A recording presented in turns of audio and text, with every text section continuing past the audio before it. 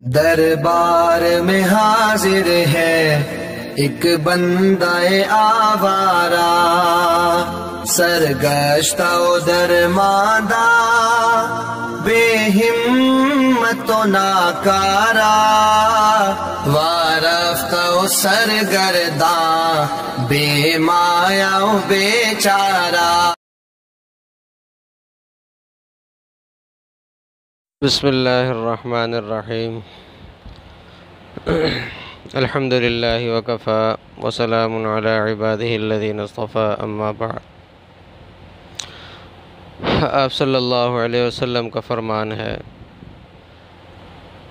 کہ جو عصبیت کو پکارے یا جو عصبیت کی بات کرے تعصب کی، وہ ہم میں سے نہیں۔